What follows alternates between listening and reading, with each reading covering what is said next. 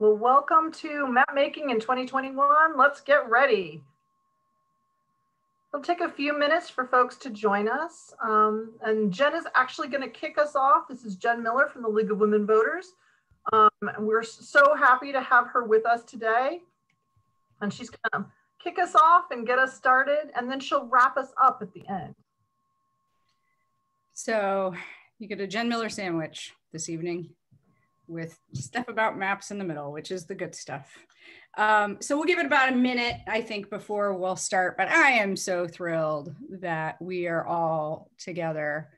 It's nothing like the Fair Districts family. I would encourage you to throw in where you are from. So there's a chat function that's here. And so welcome. It would be nice to know where folks are. So if you throw in your name and you just say, hey, I'm from, for example, Dublin, throw in where you're from and put it into the chat. And welcome. We're so glad you're joining us.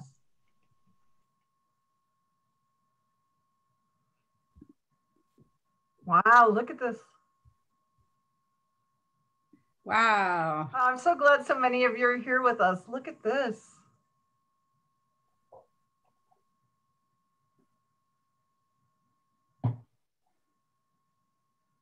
We're covering all of Ohio. And I noticed that somebody actually is paying attention from Cambodia. That's so cool. Exactly. Worthington and Wood County and Athens.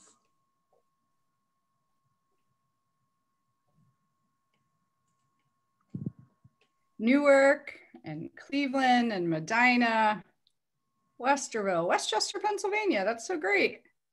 Thanks for joining us. Welcome, welcome, welcome. All right, I'm gonna go ahead and get us started. Welcome to this program, which is literally the stuff we're gonna talk about was made possible by all of you. Many of you know better than myself all the work that League and Common Cause have done together for decades in our state to bring fair maps to the people. We are fiercely nonpartisan. This is not about securing seats for parties at all. What we want is a representative map, a map that is responsive to the will of the people. So when voters and voter preferences change, that we see changes to those districts and those maps. So we're going to hear a little bit about the history, a little bit about how gerrymandering has affected everyday Ohioans like all of us, and a little bit about what our plans are for this year. But please understand, this is just a toe dip. We will have lots and lots of programming starting early in 2021 throughout the entire year. So let's go to the next slide. I'm going to talk about the agenda really quickly. The agenda is tight on purpose. We're going to give you lots of little snippets. Quickly, I am thrilled that we will have Dr. David Niven, and I will introduce him in a minute, really talking to us from an academic perspective in terms of what the consequences have been for everyday Ohioans. We're going to hear from a couple of our Fair Districts volunteers who helped bring the reforms to the people. First, Rita Kipp. Then we will hear from the incomparable Mia Lewis, who will talk about why citizen mapmaking is important. We'll have a quick conversation about mapping software and what mapping software might be available as we think about map contests and just overall participating in the map process. So pleased to have another Fair Districts volunteer, Desirae Futel from the Cincinnati area. Catherine's going to give us a timeline and overview of what we expect to be the timeline for map making, as well as all of our activities. And then we'll wrap it up again. So really quickly, Dr. Niven got his PhD actually from the Ohio State University. He teaches politics at the University of Cincinnati. He's published several books as well as in several academic peer-reviewed journals. I first got to see Dr. Niven's work during the gerrymandering trial, where I just really was inspired by the way that he could use data and analysis to explain the very real world impacts of redistricting and specifically partisan gerrymandering. He was an expert witness and just an incredible storyteller. And so at this time, I would like to turn it over to Dr. Niven. Well, thank you, Jen, and thanks to our entire audience for joining us here today. You know, we all have seen the map and we know that it's a, you know, it's a beast and it doesn't quite look like any other map we've ever encountered in any other context. And I just want to give a little bit of substance to that. I don't know if my first slide is coming back here, but we have a sense as Ohioans that our map is extraordinary. And, you know, we have a sense of a lot of things about Ohio are extraordinary, but I want to assure you we're right. Our map is extraordinary by any means, by any measure. Here's one number. And, you know, I know you can be overwhelmed. Here's the slide with the title, Your Own Personal Congressional District. I know when we look at the entirety of the state, we see shapes and we say, that's odd. Why is it like that? Well, I think it's actually even odder when you zoom in to the realities of our congressional districts. This is 5800 Renner Road. It's on the west side of Columbus near the Hilliard border. And you notice if these fine folks go out their door, say hello to their next door neighbor on the left, they leave the 15th district and they enter the 3rd. If they go out their door to say hello to their next door neighbor on the right, they leave the 15th district and they enter the 3rd, as if they have their own congressional district. Why? What is this about? And, you know, here's one number. And again, I know you can be overwhelmed by stats, but here's one number for you. Between the last map and this map, between Ohio's last map, you know, 20 years ago and the map that was drawn 10 years ago, there was a 60% increase, a 60% increase in the number of neighborhoods that were divided between multiple congressional districts. There's no reason that you had to, you know, draw this map house by house and create those zigzaggy lines through neighborhoods, other than when you draw a map that precisely, you make it more predictable. And that was the point of the map, to make the outcomes predictable. Now let's look at the next slide here. Did it work? Was it predictable? Think about this. 10 years, 16 districts, not a single one changed hands. Not a single seat moved from Democratic to Republican or Republican to Democratic in 10 years. The map is undefeated. Now, that's so extraordinary on so many different levels. But let me give you just a couple of examples of other states. Kansas has 4 seats in the House. Not Ohio's 16, they have 4. Kansas had seats switched from one party to another. Nebraska has 3 seats in the House, not Ohio's 16. Nebraska had seats that switched from one party to another. Maine has 2 seats, 2 seats. It has districts that switch from one party to another. It's an extraordinary accomplishment. I think one could say this was, and now here we're talking not impressions, but just cold hard data. This was the most severe gerrymander in the nation. And it had its intended effect, total predictability. Now, let me show you on this last slide, part of why we care. You know, the Supreme Court has kind of, you know, furrowed its brow and said, well, you know, who's gerrymandered really? And what is it? You know, what difference does it make? What even is it? And on this last slide, this is an example of where gerrymandering research is going. And this is some of the work that I'm doing personally. It actually, in concrete ways, affects people's access to representation. And here's one example.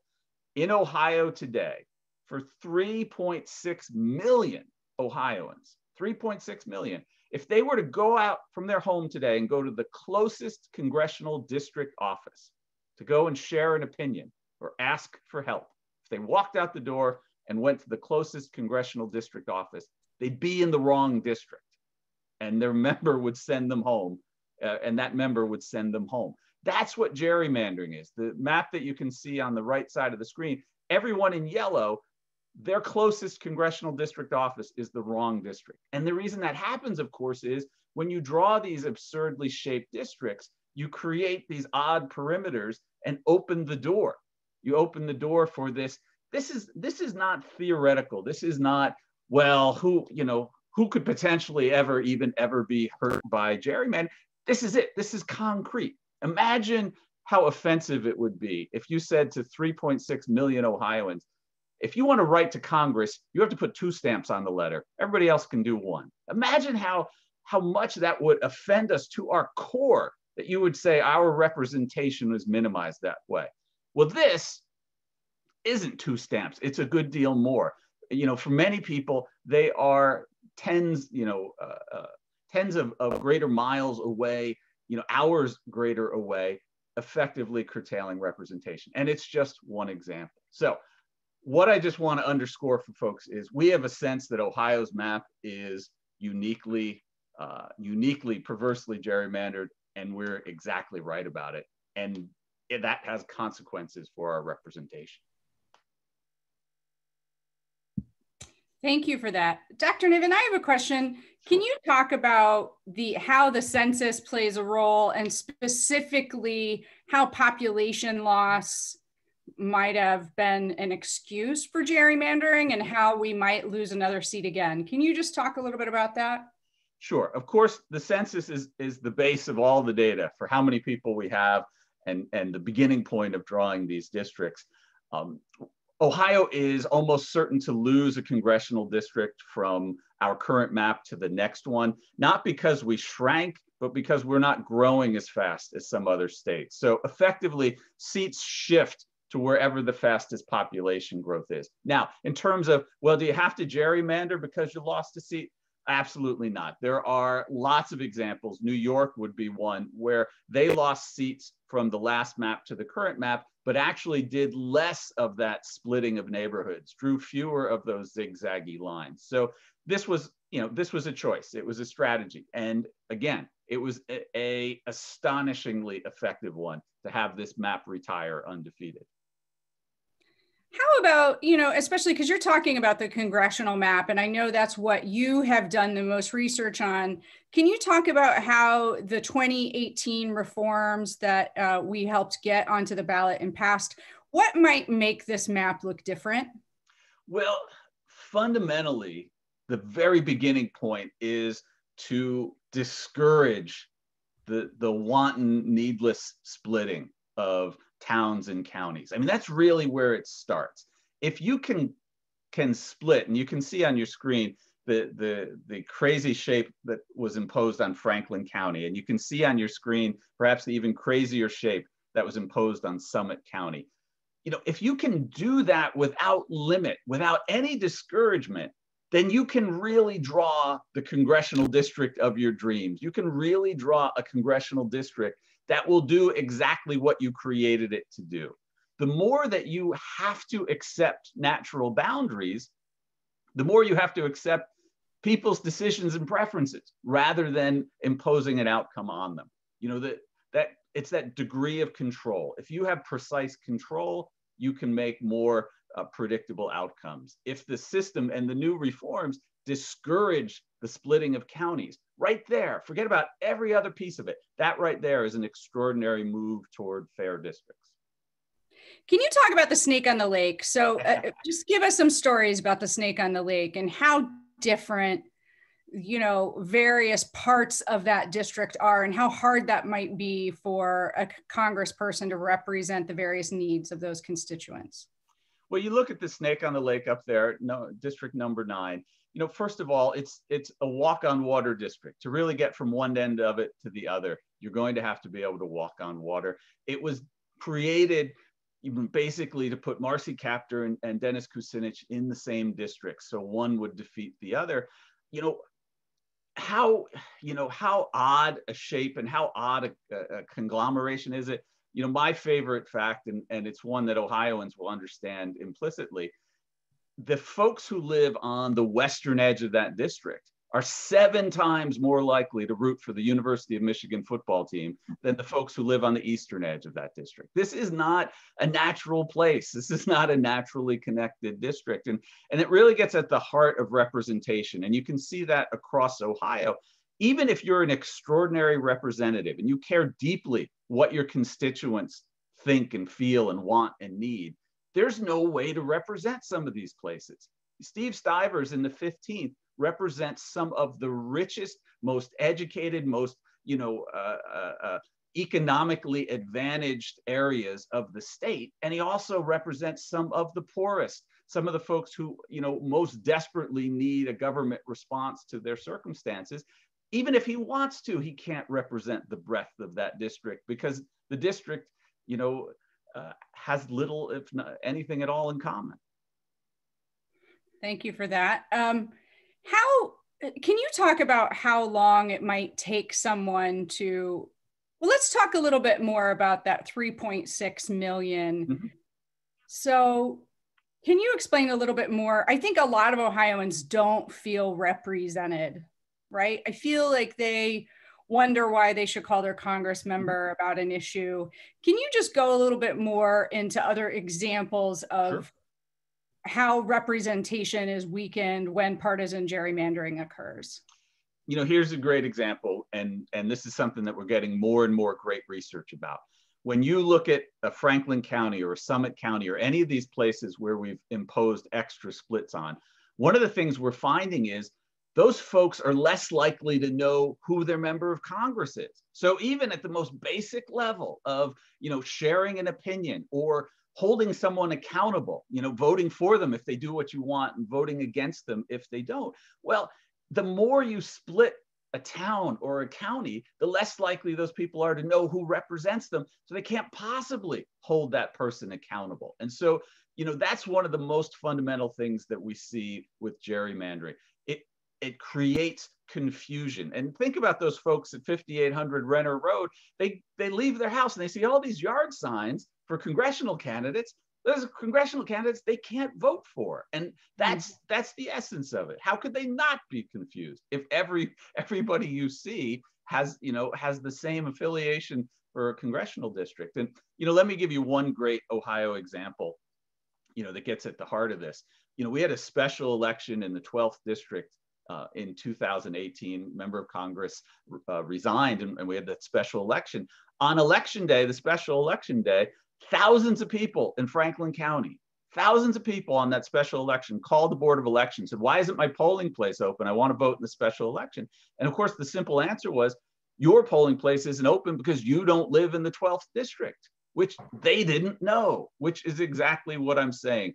What gerrymandering helps foster is that just basic confusion, which is a direct foe of representation. We're getting all these stories in the chat, Dr. Niven. So, Lydia saying that her congressman's email doesn't actually recognize her zip code as being in his district. Others just saying that their lawmaker will not meet with them. They feel that this has to do with partisan gerrymandering. Can you just you are a storyteller ultimately, in my opinion. Can you talk about why storytelling is going to be so important in your opinion this year as we try to tackle the problem of gerrymandering in Ohio? Well, absolutely. I think it's so easy to get, overwhelmed by the data and overwhelmed by, the fact that you literally could draw a map in an infinite number of ways. So, to start with that and say, well, this is too complicated for me to understand.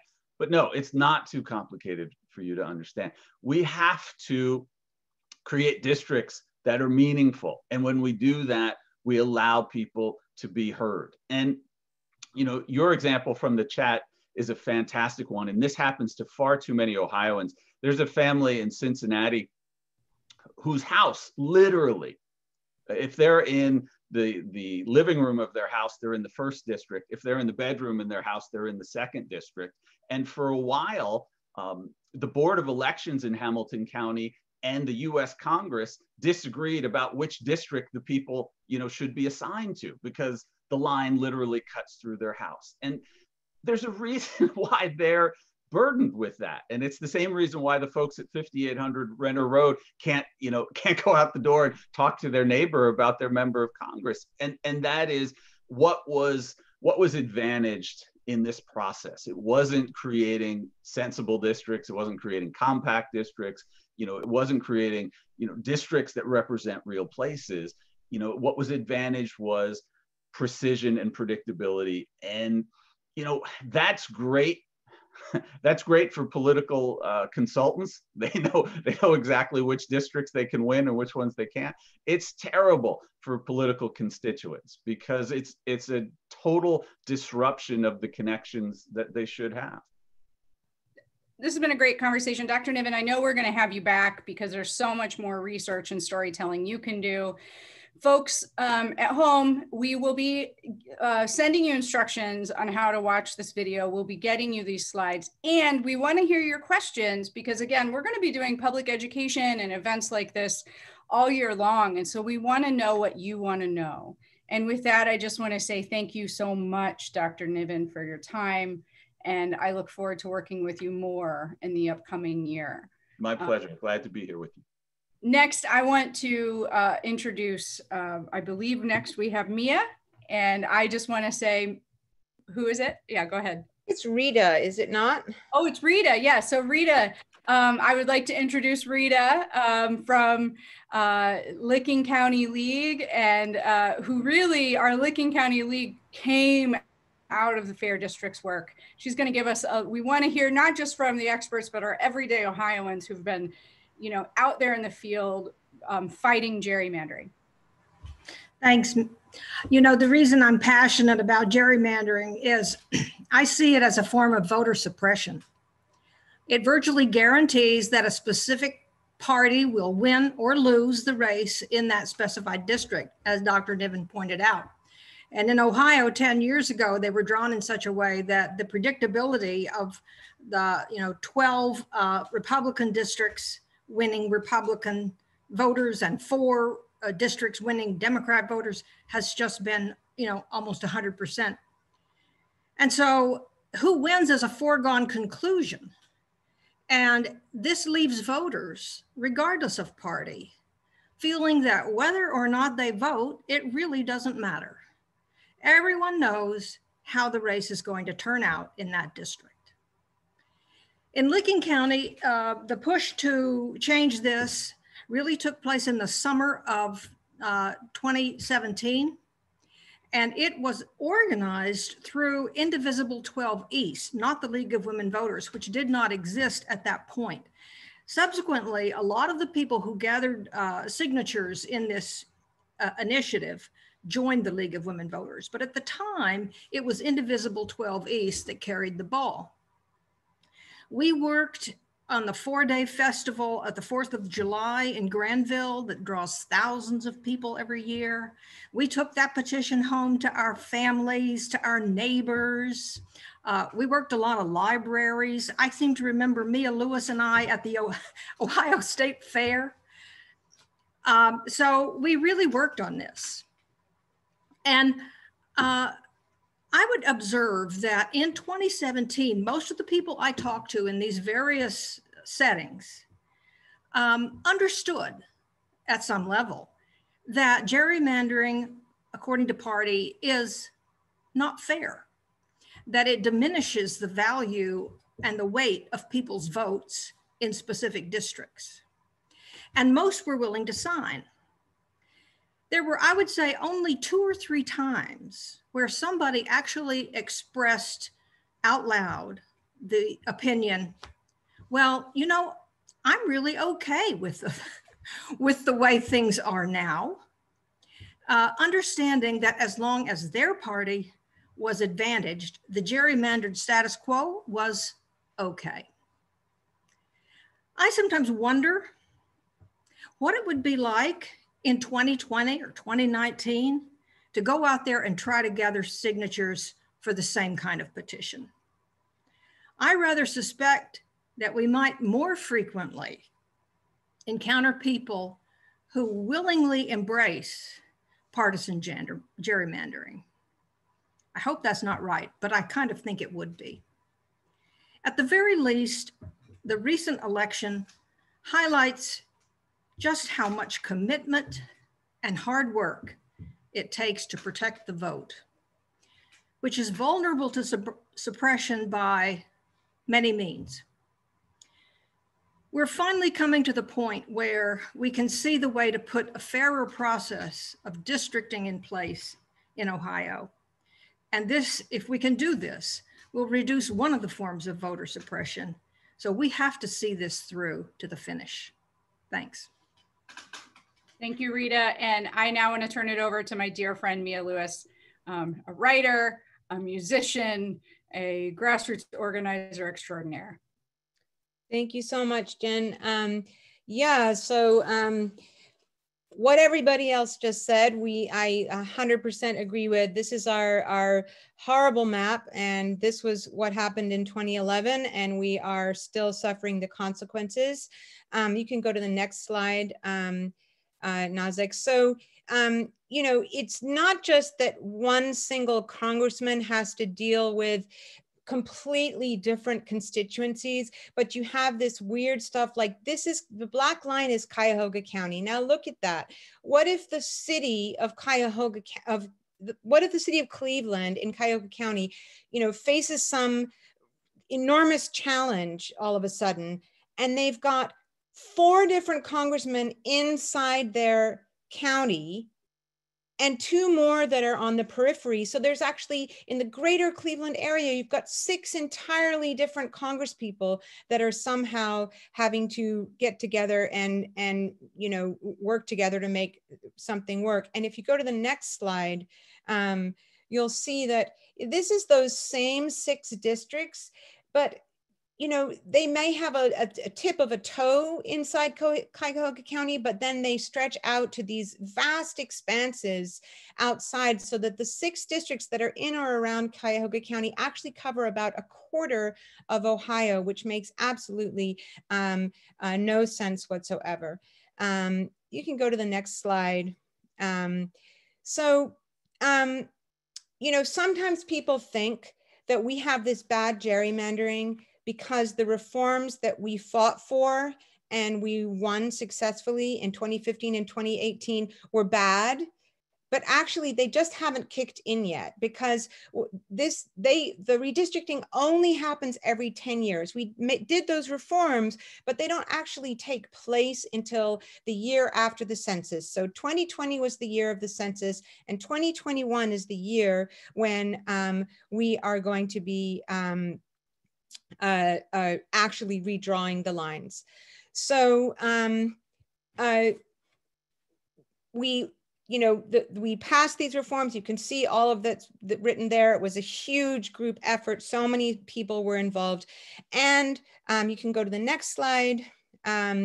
We got some reforms. Now, sorry, I'm just going to move my slides along. Yeah.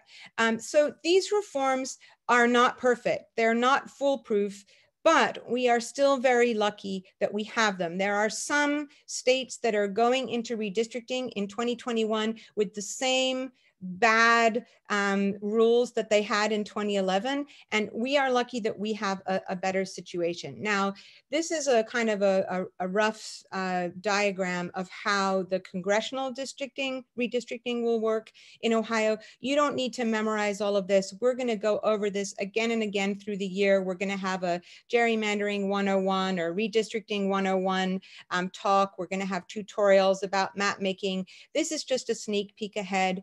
And the important thing to see about this is that we have these guardrails in place. So the new system, you can go to the next slide. The new system that we have, it reins in the worst excesses of gerrymandering through new requirements. It has requirements for bipartisan map making. That's in those first 3 kind of stages or you know, opportunities to try to do a map.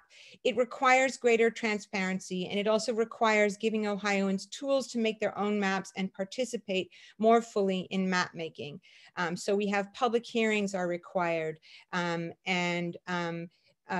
the redistricting emphasizes counties as political building blocks, such that of Ohio's 88 counties, at least 65 have to be contained entirely within one district. So no split in 65 counties. Only one split is allowed in up to 18 counties, hopefully far fewer than 18. And 2 splits are allowed in 5 counties. And if the first 3 attempts at map making don't work in those first 3 columns and we go all the way to the 4th, then there would be stricter requirements protecting against drawing district lines that favor or disfavor political parties, candidates, or incumbents. So there are additional strict rules that apply if we get all the way to the end. You can move to the next slide. So,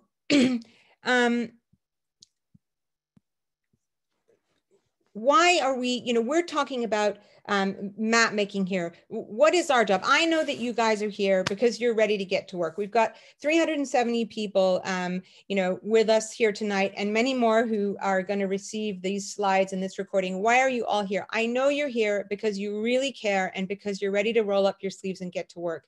And our job is going to be watchdogs and to hold the legislators and the Redistricting Commission, to hold them accountable, because we want to realize the promise of the reforms that we fought for and that we won. And how are we going to do that? Well, we're going to do it through public pressure campaigns.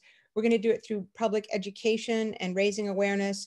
We're going to fight for transparency, because we know that the last time they drew those maps, they drew it in a secret bunker, and they, no more secret bunkers. It's going to be a transparent process. We're going to fight for transparency, and we'll tell you more about this both this evening and as we go on through the year. But a hugely important part of your role and what you'll be doing is citizen map making. And citizen map making is important because we're going to be splitting communities in new ways. So think of that Cuyahoga County map that I showed you earlier with those 4 splits in it. We're going to have to draw a line somewhere in there. Well, where should we draw it? And one job that you guys are going to have this year that's incredibly important is learning to identify, describe, delineate, and actually map your community, so we know what's a good split and what's a bad. We can present in a public hearing what makes sense as a community and what doesn't. And we can present a fair, nonpartisan map that abides by all the rules, the new rules for redistricting in Ohio. We can showcase the good maps. We can challenge and call out the bad maps if they're presented. And if it's actually necessary, we can bring these to court and show that there are better maps, many, many better maps than the ones that have officially been presented. And you can go to my last slide. So just to say that, this is happening nationwide, and we're going to focus here on Ohio, but we have a lot of national resources. There are the Tufts MGGG Redistricting Lab is helping us with software and expertise. Brennan Center, the Princeton Gerrymandering Project. Common Cause National has fantastic resources for us, including map making. And this is all just one very long-winded introduction to introduce you to the Common Cause National Map Making team, who are going to join us right now. Dan, Suzanne, and Alex are going to join us and give us a little sneak peek into some of the software that we can use to draw our communities and to draw our state and to create better maps. So thank you so much. Thank you so much, Mia. I'm going to kick it off and then toss it over to Dan Vicuña, who's actually going to do the fun part and walk you through the software. But I want to talk a little bit about kind of our approach at Common Cause to mapping. Right. We've talked a lot about districts today. We've talked a lot about counties and district lines. And I know there are tons of questions in the chat about metrics and statistical measures, but I kind of want to break it down and take a step back from that and talk about communities, right? So when we're talking about what makes a map good, what makes a map fair, what makes a map representative, it's about how those communities are represented in that map. And, the technical term is community of interest, but really it's just our communities, where we live, our neighborhoods, right? So when I talk about like my neighborhood, I live in Pennsylvania, I live in Harrisburg, I talk about the farmer's market, and I talk about the theater that's across the street, and I talk about the coffee shop down the block, and the fact that we're all concerned about funding for schools, right? And making sure our community garden gets enough area. And so it's about kind of telling the story of our community. So Ohio has an amazing opportunity this year to really increase the transparency of the redistricting process and give folks the opportunity to tell their story. And so that's what we're going to talk about kind of here, right, is the ability to tell the story. So Common Cause National has been working with the amazing team from MGGG, Tufts University, led by Moon Duchin, and they have created this software called District R that really, it allows you can draw districts if you want to draw districts, but I think it's more like the thing I'm most excited about is the ability to map our communities, right? So this isn't about making sure that population is equal. It isn't about making sure that we're complying with the VRA. It's about telling the story of who we are and where we live and who lives around us. And then taking that story and being able to present it to the map makers, right? Because that's really the gap. You know, you can talk to your neighbors or say a cousin coming from out of town and say like, this is why where I live is cool. This is where I'm concerned about my neighborhood. But when it comes to time to like testify or create that story for the people who are actually going to be drawing and voting on the maps, and then also give you an ability to kind of evaluate whether a map is good or not, that's often a gap. So our hope is that this particular tool, and it's one of a number of tools out there, but this is a partnership that Common Cause has with the MGGG team. And we worked closely with them to develop a curriculum. We're not going to go through the whole thing today, but it has a train the trainers portion. So it really walks folks through kind of how to tell the story of who they are and where they live and why protecting their community is so important. And so with that, I think I'm going to toss it to Dan Vicuña. Dan, you want to take it away? Yeah, hey, thanks. So I wanted everybody to make sure you got a chance to meet Suzanne because she's likely to be the main liaison to Ohio. I'm based near Los Angeles. She's in Harrisburg, Pennsylvania. So geographically, she's going to be your champion in the national team. So, but anyways, so I wanted to also introduce Alexandra Leal Silva, who's going to help me demo district. Alex, if you want to say hi, and she's a new member to our team, and what you're going to do for us. Hi folks, my name is Alexandra Leal Silva. As Dan said, I'm stationed over in between Los Angeles and San Diego here in California, and I am the team's research and communications consultant. So I work on making everything look nice and make sense, and so that no matter what level you are, whether you're just entering the redistricting conversation or you've been in it for years, there is information that can help you in your efforts to create fair redistricting in your area. Awesome. So with that, why don't you share your screen? We're going to dive into the software. So my understanding is that there's some interest in Ohio in looking at both an option for drawing full on map making, drawing statewide districts, either congressional or state legislative, and also organizing to do community mapping. So we're going to start by taking a look at the community mapping side, and Catherine is going to be our pretend community organization from Columbus. So you start at the beginning of the software, looking at a map of the US, and you go to Ohio, and you'll see after Alex clicks on that, you'll have a sort of fork in the road, either drawing districts or communities. So we'll start with communities, and we'll go ahead and use block groups for that. And so what we'll have proceeded, for about 10 or 15 minutes in the way we envision this kind of training community effort to go is that we would have had a process of really having a community group describe, as Suzanne mentioned, their communities. What are the kind of important landmarks, the places that make their neighborhood, be that park space, shopping areas, local schools, if there's a university that's the center of activity nearby. So to start with that, so let me just briefly, before we dive in, I'll look at some of the tools we're going to use as part of the software. So this is all really user friendly. You know, it has a very kind of Google Maps vibe. You know, you use the hand function to kind of drag the map around. You can zoom in or out with the plus and minus up in the top left-hand corner. The second icon up there on the top right is the upside down teardrop is you know, what's used to sort of drop important landmarks, which we'll talk through with Catherine. Right next to that is a painting function where we'll move from the landmarks to actually marking out a community using census blocks as the building blocks. And so anyways, those are the main things for drawing a community, and we'll dive into some of the other tools after we get in there. But Catherine, you around to experiment with us? I'm ready. All right. I'm happy to be the guinea pig today. Absolutely, sounds great. So first of all, tell us where you live.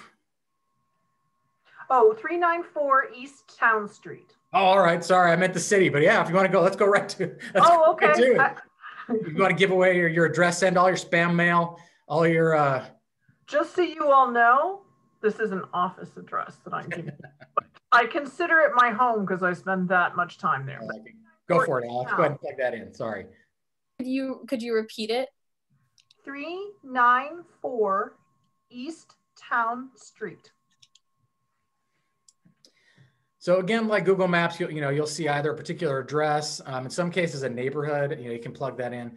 So let's talk about sort of what's nearby. We'll kind of recreate the conversation about important landmarks, schools, a park space. What kind of makes that community really an important, what makes it an important part of your community. So I think if you work your way to the east, you will find there's a lovely topiary park. If you go further east, you will find the health department. If you kind of go east, but like, let's northeast, you find the Columbus Museum of Art. Well, let's do one at a time so we can kind of show the function. So give me one. Yeah, what's your favorite? What's the most important place? Oh, let's go all the way over to the health department. Okay, let's see. Is that all right? Is that it? No, looks like the different city. This is the other part of the world, apparently. All right. Work our way back. We can do it. We can do it by official name, or if you want to just go back to sort of dragging it by what Catherine has to say, the more description of where it is. So let's just go back to Columbus and.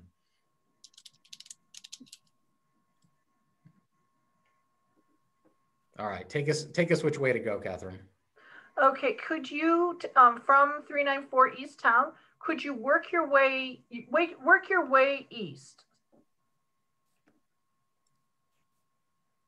And you're going to be, so I'm experiencing the old eyes thing. Does anybody else have this too, where you're like, I can't quite see as well as I should? Well, that's all right. We can, we can do, just since the Columbus State Community College is nearby, let's make that then. That sounds like a good plan. Okay, so let just as an example, so what Alex is going to do is move over to the second icon there, where you drop a landmark, and so she can drop a spot on Columbus State College. You can name it whatever makes sense, and underneath there you can kind of describe like what why is it important to the community, and so what makes sense, Catherine? What's kind of a useful description for? So I think a useful description is, that we're a community that values education, and this is a community college, and it's really important to provide this kind of help. My friend John Gaddis just threw in the address of the public health department to give you on that one as well. Okay. I think if we think about the Columbus State is basically across the street from the museum. Mm-hmm.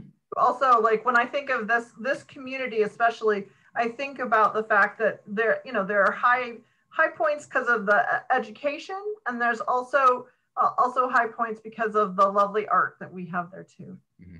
All right, so I see that we're already at our about 10-minute point. So so imagine you've had this conversation with a community group that's identified, who knows, 5, 10, 15 spots around the city that represent kind of important landmarks in that particular community. I think the more localized this community organization is, the better. So what we're going to then move to, so pretend that these spots are all over the place. We're going to move to the painting function just to kind of move things along. And so what we start with is filling in, the spots that were identified. So the address of the office, pretend it's sort of somebody's home. And the conversation that might ensue, among the group is, is that East Town Street Historic District, any to the northeast of that, is that also part of the community? Maybe yes, maybe no. We'll say yes in this case. Makes a nice kind of pretty square. And then, and additionally, you might say, well, actually, honestly, once you kind of get south of that, is that the 70 or is that 7 East? Oh, the I-70. You're like, oh, actually, that's not really the same community. So you might change, so you can change the color up on the top right. And there's kind of numerous colors, and you can sort of decide, well, no, some of those spots, that's more kind of the other community. It's like, maybe more residential, or more suburban feeling, whatever the case may be. And once you do that, thanks, Alex, is recreating a bunch of imaginary communities. And so once you've kind of done that, you can then look to, you name them, describe them, and this is all information that'll be captured for decision makers. If you kind of choose to use even just a link that we're going to show you, you can create as the thing you hand over to Mapmakers. So you can also look to, you can also add in layer and demographic information. We can look at what the, whatever a particular racial profile, either using kind of shaded colors or circles, which might be easier to see when you're overlaying it with colors. And then once you kind of, you can kind of give you a sense for maybe where different ethnic communities are. You can also evaluate these neighborhoods you've created. So go ahead, Alex, move to the evaluation portion. And you can see demographic information about how the communities you've created really compare to Ohio. As you can see, this is a little, downtown Columbus, this blue neighborhood you've created is a little, has slightly more people of color, higher Black community. So that's kind of, kind of helpful to know. Once you've done this work, you can also save it as it is and share it. Basically, this generates a URL that freezes this work in time. So it'll always be just these communities you've created, but you can also send that URL to other people you're collaborating with so that they can add to it and build on it. This event code right below is something you can use to help to organize groups that might be all over the state or even all over the city, whatever the case may be. You can work with the team at Tufts to create a name, they'd be that, Fair Maps Coalition or whatever, whatever you want to name it, or whatever's appropriate for how expansive it is. And then they will help kind of collect that information in one place if you want to use that for testimony. So that's the very quick version of the community mapping. Let me really even more quickly switch over to the district drawing. I'll try not to go. You're okay to take a few more minutes. All right, okay. So anyways, it's a really great tool, and the team at Tufts is really preparing a lot of interesting kind of tools to maybe use heat maps to see, what words are people describing over and over again for, a particular neighborhood, so that just an additional kind of tool to help you really organize the most effective testimony possible to give to decision makers. So really kind of focusing on a bottom-up process. So the mapping side of things, I know there's some interest again in kind of doing statewide mapping in Ohio. It has a lot of the similar tools. What it adds in is if you, as you can see on the right, it shows for whatever districts you want to draw. We've decided to do congressional districts, what the ideal district size is, what you have to try to aim for in terms of appropriate population. So this will kind of keep you, within the bounds of the Constitution. So you see that blue area is sort of heavily overpopulated at this point. So you have to, if you can use the eraser function to kind of pull that population down close to the 721,030 for this census cycle. The MGGG team is waiting for new census data. And once that comes in, we'll know what the appropriate population number is for every level of districts going forward after this new data. So we're using the old population numbers now, but they'll figure out the appropriate number for next decade. Same deal. You have also data layers to examine demographic information about the districts you've drawn. and you just find out about kind of, again, sort of breakdowns of different communities. And you can see, if is there a heavily Latino community in one part of the city that you may want to keep whole in a way that you didn't during your initial crack at drawing districts, and that might make sense. So, and it also has the same share functions to kind of collaborate with other folks so they can build on your work. So one last thing, because there's possibly interest in kind of mapping, maybe mapping competition, having groups of folks submitting, we can also work with the team at Tufts to put together sort of an Ohio specific page, or even if you're doing a competition for just, the best districts, in a certain county, this is the team can put together a page for that specifically. This is a page that was built for folks at University of North Carolina, Asheville. There's a competition to draw county districts, and you can see it's kind of laid out nicely where they've put all the different plan submissions, which are really different from each other, all on one page to give people a chance to kind of compare and contrast. So. Lots of cool bells and whistles for this software. The best part of it is it's really user-friendly, and we've been really grateful to be able to collaborate with the team at Tufts to make it as sort of people-centered and easy to use as possible. So that's it in a nutshell, or maybe a little more than a nutshell. But thanks for your patience. So I know we are running tight on time. I have two final thoughts, if that's all right. I'm looking at please. Yeah. Okay.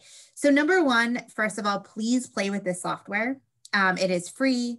You can start playing with it now. You can get really good at it. So once it's time for you all to go out into your communities and conduct community mapping, you are all the experts. And if there are things that you have questions on, please consider the Common Cause team technical experts. If we don't know the answer, which we may not know the answer, we can get you that answer. So that's number one. And number two is I really want to talk just very briefly about the difference between, it's popping up a lot in the chat, so I want to address it, between the difference between districts and communities, right? So there is a lot of, when we're thinking about districts, right, there's a lot of criteria that go into creating a district. It has to be compact, it has to be contiguous, it has to, equal population to every other district, which depending on which district you're talking to can be plus or minus 1% or more. It has to, in certain areas comply with the Voting Rights Act. So there's a lot of different pieces that go into this. That's what we're talking about. That was the second half of the presentation, right? When we clicked out and clicked back in. The first half, when we're talking about just mapping your community, that's about telling a story. That's not a place where we want to put judgments on whether a community is right or wrong, or whether someone's opinions about their community is inclusive enough, right? It's just about capturing that data and capturing that story.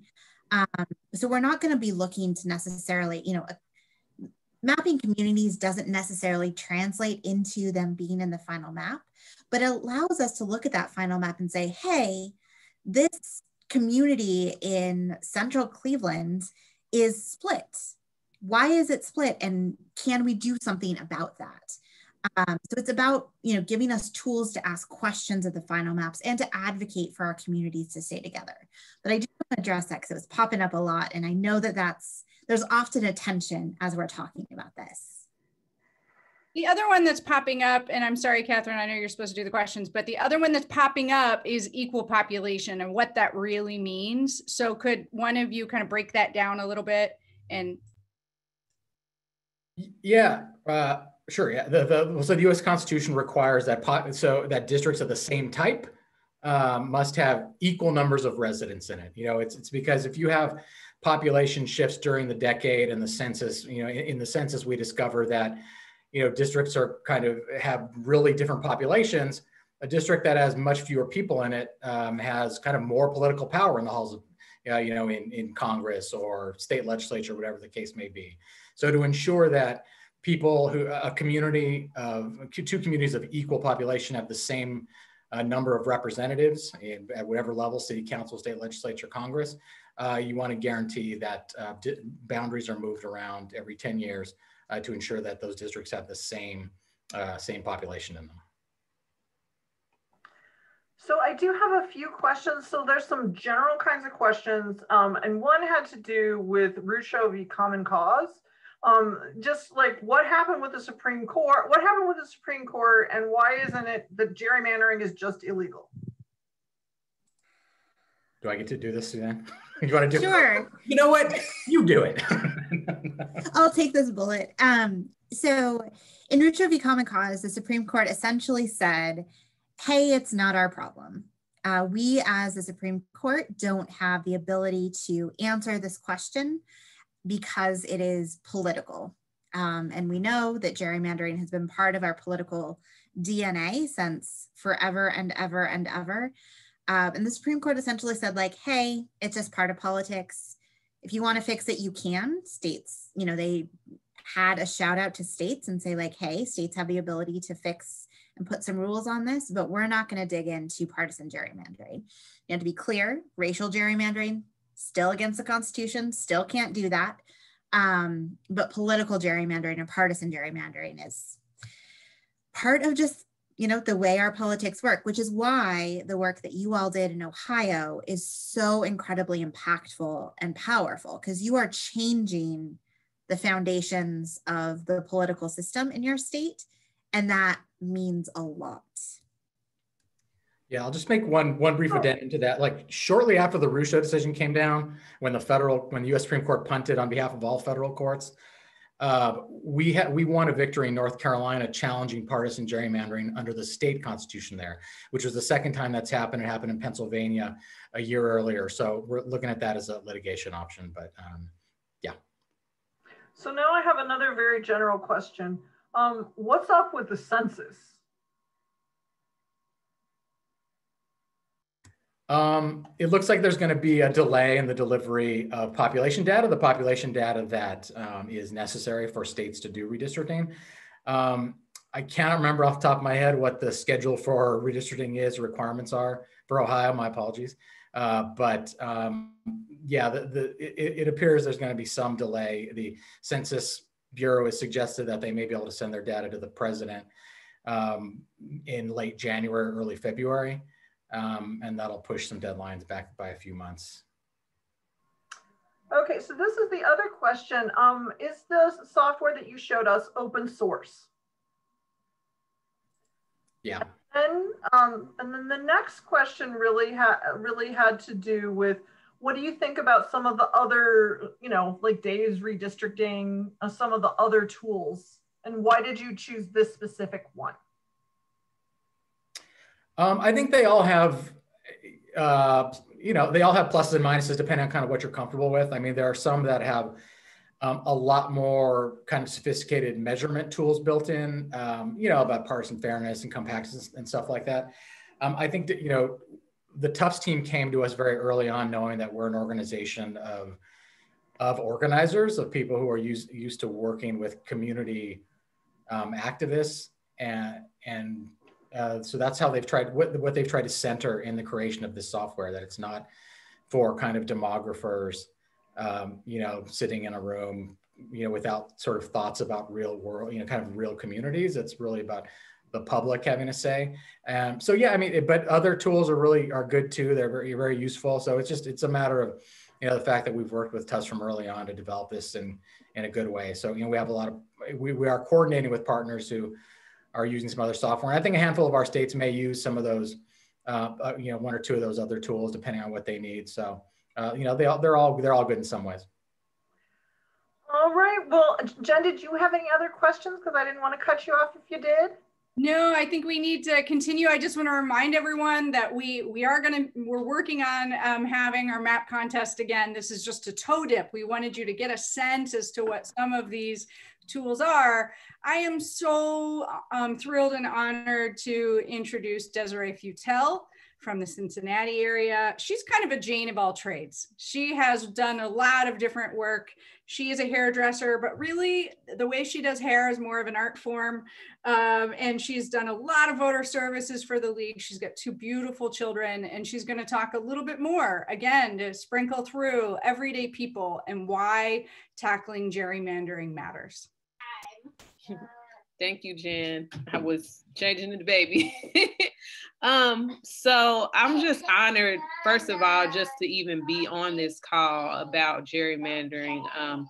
A lot of my work with the league lately is around voter service, and that's what I really love to do. So let me just kind of share with you all how I was kind of introduced to what this whole issue was. I was not aware that I was in a gerrymandered district. One of our league members had put on an event to explain what gerrymandering was in probably about 2018. And she was sharing with us the work she did with Common Cause and all the organizations that we partnered with at that time. And I wasn't aware that our maps were drawn in such a way that it was so unfair. And the way I looked at it, from my point of view, because I didn't know what gerrymandering was that it created an unfair environment where people could win the election off rip. So to me, as someone who is all about voters' rights and all about voter services, I look at it as unfair. I look at it as a way to discourage voter participation, which I think is awful. But the work that we have done and the work that I'm seeing here tonight excites me because it gives me hope that we're making change, that the people are getting active and we're making change, and we are going to recreate the map in such a way that it represents the people and the interests of the people and their votes. So I'm really excited about this, and watching how these maps are coming together is really cool, actually. And I'm looking forward to what this work is going to do for the next 10 years. So thank you so much for having me. Thank you, Desirae. Now I get to introduce the goddess of goodness, Catherine Turcer, who has been League's most valued partner for decades, money in politics, gerrymandering, all the things. So honored to get to work with you on this issue, and I'm thrilled that we'll be working on this together next year, Catherine. Well, I have to say, I feel like I have been waiting for an eon to actually get to 2021 and new maps. And so today is really a little of this and a little of that. And so my section really is, it's now time for us to slay the gerrymander again. And yes, we pushed and we won and passed state legislative redistricting reform in 2015. And we collected signatures so that the State House actually took us seriously and established new rules that will be in place for map making in this upcoming year. But now I bet you all are here and you want to actually do something. And so the first thing that I wanted to highlight that you could in fact do just today, and Nazik, if you'll move the slide along. We've talked about this before, the End Gerrymandering Pledge.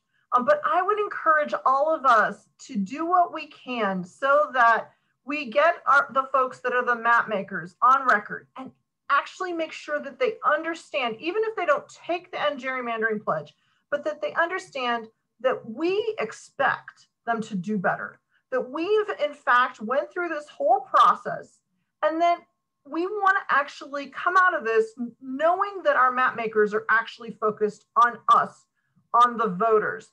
Now, one of the things that happened as we were, having this conversation is someone sent me information about, an ungerrymandered district on the West Shore of Cleveland. And, that's really like what we really want is to make sure that our communities are well represented so we have good representation at the State House and in Congress. And if you're willing to move to the next slide, the other thing that I really wanted to highlight as we go through this is there's some other kind of transparency pieces that we need to actually be doing as well. The first has to do with, okay, we know we're going into this map making period.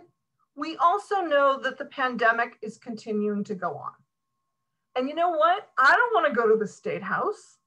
We know that there literally was a state rep who went after he had tested positive for COVID to committee hearings. And so one of the things that we really need to do is we need to call right now for greater transparency And that means the ability to testify virtually. And so Tiffany's gonna pop in information because we really need to do everything we possibly can to create as transparent a process so that when we go through this timeline, when we go through 2021, we're doing what we can so we have access to information and so that we also have the ability to influence the process. So I encourage you today to actually take action and call for legislature to actually pass a bill that allows us all to testify from a distance so that we can remain healthy. The other thing I wanted to highlight is that we can also do today is we can call on the legislature to pass the Jim Siegel disclosure bill. So many of you will remember Jim, wonderful reporter at the Columbus Dispatch. He passed away last year, age 44. And he was a really wonderful proponent of open government. And what we do know, one of the obstacles to not just redistricting, but to all sorts of things at the State House is that the information that is created at the Legislative Service Commission, these are the folks, this is the nonpartisan agency that is tasked with researching and developing bills and creating amendments. All of those records are not part of the public record, meaning we can't get easy access to it. And we also know the congressional maps are bills. They are introduced as bills, they're passed into law through the legislature. And we really need to get access to that information. And it's been 20 years since we've had good access to the Legislative Service Commission. And so, I'm going to urge you all, Tiffany will throw it into the link just to say, hey, we need to actually get that type of disclosure. Now, I threw out this, timeline here so you would have a sense of what we're actually talking about. I do want to highlight that we may be really waiting on the census, but that really the serious map making for the state legislature tasked with Congress, and for the folks that are tasked with the state legislative map, that's the Ohio Redistricting Commission, that we're talking about deadlines that are in the fall. And so I just wanted to highlight that there are multiple deadlines because, how can I put this? When we passed issue 1 of May 2018, it was a compromise. And what they were trying to do was come up with ways to encourage good map making and bipartisan map making. But at the end of the day, they said, okay, we'll arm wrestle with this. We'll try it in this. We'll try it in the legislature. And if that doesn't work, we're going to try it with the Ohio Redistricting Commission. And if that doesn't work, we're at the point where, we still are just butting heads and we can't actually get it done. Then we're going to do a 4-year map. And so as we think about those timelines, we're going to need to be engaged throughout that process. What I should highlight to you before you start to say, okay, wait a second, all of a sudden you get to the last one and it's a 4-year map. That 4-year map includes stricter rules. And the rule that I think is the most important is they have to explain their maps in writing, which then makes it much easier to challenge in a court of law if we don't like it. Now, as we think about these details, it's important to think about, well, what will we be doing? And so if you'll go to the next slide, Nazak. So what are we gonna do?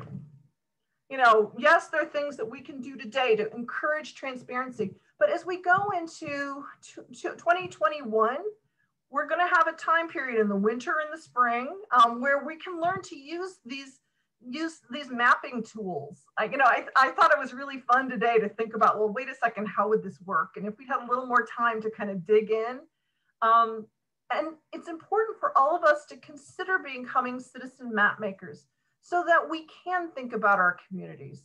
There was a question in the chat that had to do with like school districts and that notion of keeping school districts together. And I can think of a House district in Columbus where a school district was completely divided and just this really weird wiggle. And so having conversations about, well, what communities do we need to keep together? How do we need to keep things together? And preparing so that we can actually testify in the fall. We're also going to be doing a redistricting competition. Many of us will remember the one in 2011 where we did state legislative districts and we did congressional districts. And it really was an opportunity for folks to say, hey, I can do better than the map makers. And it also provided, how can I say, so a little bit of information so that when it came time for the League of Women Voters to challenge the maps in court, they were able to say, hey, the citizen map makers were able to do much better. And so as we think about kind of going into the public hearing, some of us are going to want to do letters to the editor. Some of us are going to want to attend and just push for greater transparency. And some of us are going to want to do a deep dive into drawing some districts. And now, you know, as we think about kind of the next steps, I'm hoping that you all join me in some more webinars where we learn lots and lots of things beginning in January of 2021. And so with that, Janet, do you have a bunch of questions for me? Yes, I do. The first is, when will the Ohio Redistricting Commission be announced? So obviously we know some of those individuals now, but some of them we don't. So generally they are announced early in the year. I suspect this time that the Speaker of the House is going to actually want to be the person that, you know, he could in fact identify someone to represent him. But I think, you know, when you think about it, it's more likely that both the Democrat and Republican that are the leaders in both chambers, the Ohio House and the Ohio Senate, I think they're very likely to want to do it themselves. This is, you know, the Ohio Redistricting Commission is in fact a new entity. And I could imagine they might want to appoint people, or they might actually want to do it themselves. And so then we also have the governor, the auditor, and the Secretary of State. And then we have 2 members from the Ohio House and 2 members, DR, and then 2 members from the Ohio Senate, and once again, D and R. So I'm seeing a lot of questions that are kind of, I've heard the term natural gerrymandering, which doesn't actually exist. Gerrymandering is really intentionally trying to make maps, and partisan gerrymandering intentionally make maps that favor one party over another. Can you talk about how some districts will remain probably solidly Republican or solidly Democrat? So what do we really mean as we think about a fair map?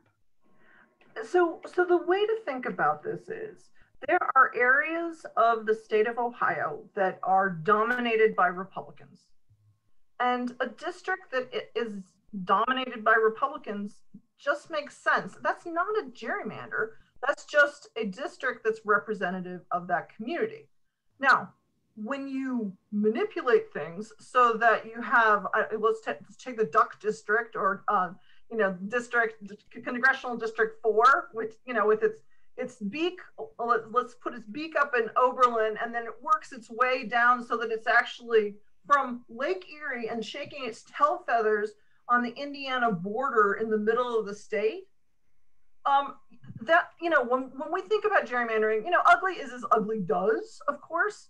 But those really ugly districts that divide communities and are intended to favor one political party over another are different than, okay, you have a Democratic district that's smack dab in the center of Columbus. Well, that's just the way that would be. David, did you want to say something about this?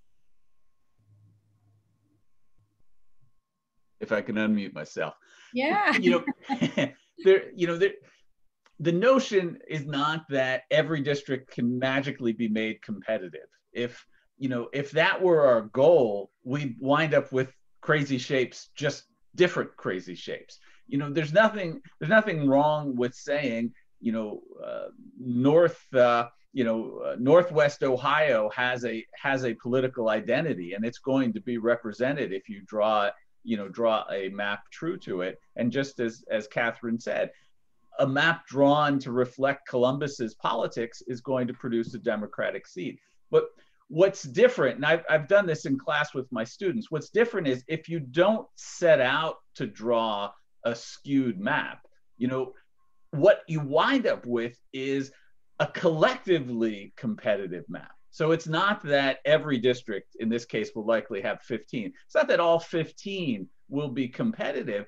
It's that you're very unlikely, if you actually, you know, hold communities together and don't systematically divide counties, you're very unlikely to get a map that's so wildly skewed from the overall vote. So within that new map, you're going to have some very competitive races. You're going to have some safe Democratic seats, some safe Republican seats, but you're going to have a map that votes a lot more like Ohio than what we have right now. Great. So we've gotten a couple questions about the Ohio Supreme Court. Would one of you like to talk about the role that the Ohio Supreme Court could play? Well, I think with Rita v. Common Cause, when they were saying, okay, the Supreme Court basically was like, it is not under the purview of the federal courts. Well, that means that our maps are under the purview of the Ohio Supreme Court. And so, you know, one of the benefits of this past election is we have a slightly more balanced, you know, they're more Republicans than Democrats, but a more balanced Ohio Supreme Court. And the Ohio Supreme Court is the court that will determine whether, you know, and this is both the state legislative maps, the Ohio House and the Ohio Senate maps, and the congressional maps, whether they actually meet the rules in the Ohio Constitution. And so that is the court of record here. David, did you have anything you wanted to add? Well, yeah, I just want to underscore, you know, what the US Supreme Court did was really kind of hold its nose and say, we don't really want to see these cases, but it absolutely leaves the door for state courts to scrutinize maps. And the role of our court only gets more important with the reforms, because they're in a position to help, you know, help enforce the vision of the reform if the legislature finds itself unwilling to or unable to take steps in that direction. And I do agree. I think we'll have quite a fascinating court, because effectively there'll be, you know, 3 rather conservative justices, 3 rather liberal justices, and the Chief Justice will be in a very unique position to really see her vision of the court, you know, enacted on gerrymandering and other issues. There are a lot of reference sources that show what's happened in Ohio. I really suggest that you check out the Fair Districts, our Fair Districts website, as well as the League's website, where we've been publishing data and research on this for a long time. 2 really quick questions, because we're supposed to be wrapping up now. Browns game is starting for some. Maybe not everyone's a Browns fan, but 2, when might we know if we lose a congressional seat? Would be the first one, David.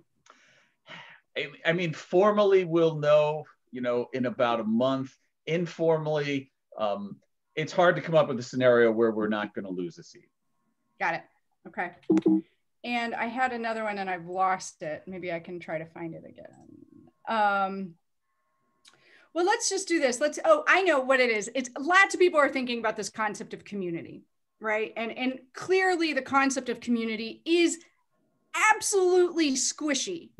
And so I'm going to make a comment, and then I think it would be great for each of you to make a comment. My comment would be, we certainly know what community is not. You know, for example, the snake on the lake, where you've split a piece of Cleveland and a piece of Toledo. Clearly, it's a far more representative community to keep Toledo with Toledo and Cleveland with Cleveland, right?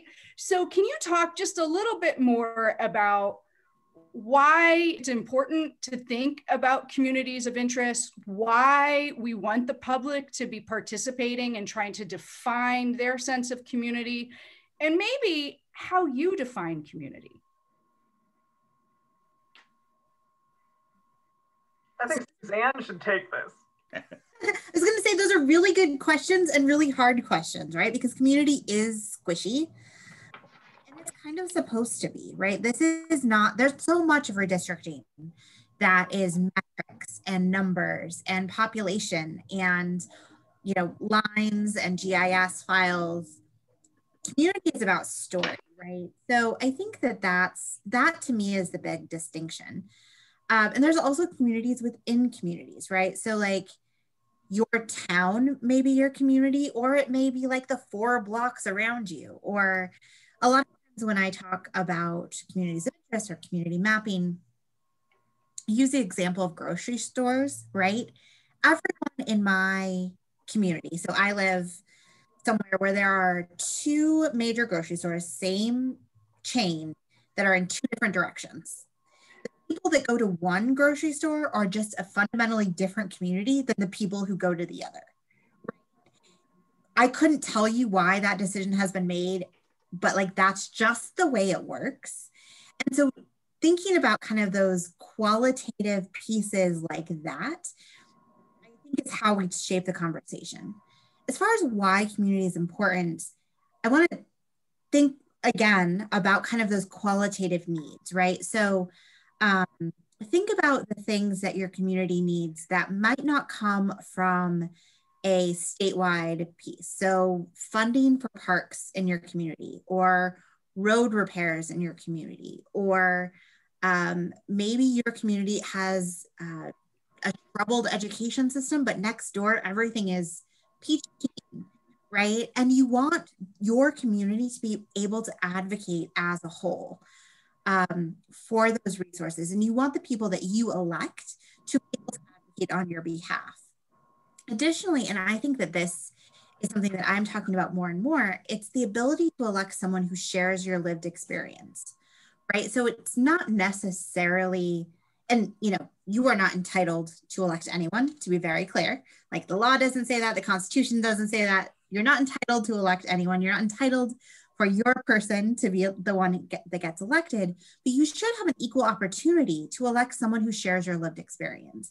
And we know that when communities are kept together, they are more able to make their collective voices heard and send people to represent them who look like them, who think like them.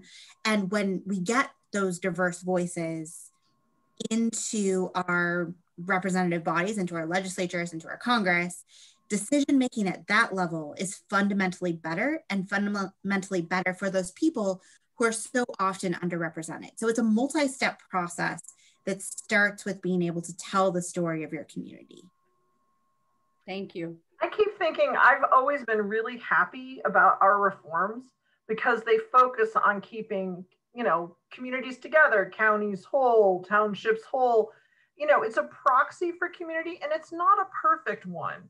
And certainly getting more additional information from the people that, you know, their lived experience is very exciting to me. And I don't know about you, but I'm so looking forward to taking a deep dive into the mapping tool. I just, you know, really appreciate this. Great. Dr. Niven, I know you look at it in terms of maybe the economics of communities, you know, maybe the physical geography of communities. So I'd love to hear your perspective on some of the things you think about as you define community. Well, I do think there's an important, you know, economic piece to this. You know, I use the example of the 15th district and Steve Stivers. You know, it's very hard to represent Fortune 500 CEOs and, you know, service workers in Vinton County, you know, in anything that you do. You know, part of what I would encourage folks to think about is, you know, if you can describe your district as a meaningful place, you know, then it represents communities. If you can't, if it's just a list, well, it's this and then it's that and then it turns this way, it's not representing communities. And, you know, one of the really fascinating pieces of research on this, there was a political scientist, he's since passed away, but he spent his entire career following members of Congress around in their districts. And one of the conclusions he came to, watching members do their job, was members can do an exceptional job of representing a community back home, but they can't create a community back home. If you give them a district of similar places and dissimilar people, they can't create a community out of nothing. And so, you know, I would encourage folks, you know, to think about if they can describe their place and describe a district, that's the direction of a community. If you can't, then it's just math. You're just putting people together for the purposes of you know, election districts. That's awesome. Thank you so much. So a couple of questions we've had. Speakers Bureau. All right.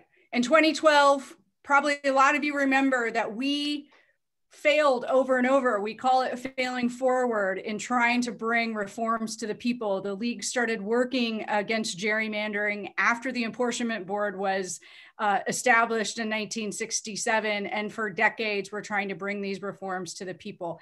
In 2012, we were unsuccessful at the ballot. You know, my dear friend Ann Hankener says that one of the things we did to make the difference to get to the 2015 reforms for the state legislative maps was a speakers bureau, where we armed our volunteers with PowerPoints, and they went to communities across the state, you know, Rotary clubs and church groups and scouting troops and schools, to explain why maps matter and why gerrymandering is a problem. And that helped pave the way to a win with the voters. So once again, Speakers Bureau will be about grabbing a lot of you who know how to talk to the public about government affairs. That's what we do at Common Cause and League. We demystify government, and we will be training you and hoping that you will educate the public on the map making process. And why? Because we believe that now is our job to remind map makers that we are watching and that we care, and to make sure that they feel accountability to not just the letter of those reforms, but the spirit, which is really about fairness and bipartisanship. The map contest, you know, again, you'll be able to create just a district or an entire map. And we want, why a district? Maybe because we'll get a group of fifth graders who do it. Maybe we'll have a college class do it, all the way to the full maps. Again, because bringing people into the process can be transformational. Advocacy to lawmakers, all of the different pieces. So please make sure that you sign the End Gerrymandering Pledge. That signs you up to be part of our team of League and Common Causers who are going to be working on this, and it's our #1 priority next year. There is hope, because here we are tenacious people. If there's one thing I know about our members and our organizations, is that we will not stop until we bring fair maps to the people. And now is our time to shine. And with that, know that we will send you the links, we'll send you, you know, the video, we'll send you the PowerPoint, and you'll be hearing from us soon with more programming like this. And in the meantime, I just want to thank every single person who took the time to attend tonight, and all of our speakers, because this was just a beautiful choir from many different perspectives coming together for the people. So thank you so much. Thank you, everybody. Have a good evening. Thank you, Catherine. Thanks, Thank everybody. You. Thank you again, Dan, Suzanne, Alex. I so appreciate it. Happy Desirae, holidays, you were everyone. awesome. And we loved hearing your baby in the background too, Miss Desirae. And happy holidays, everybody. Thank you. Bye. Thank you for having me. Bye, everybody.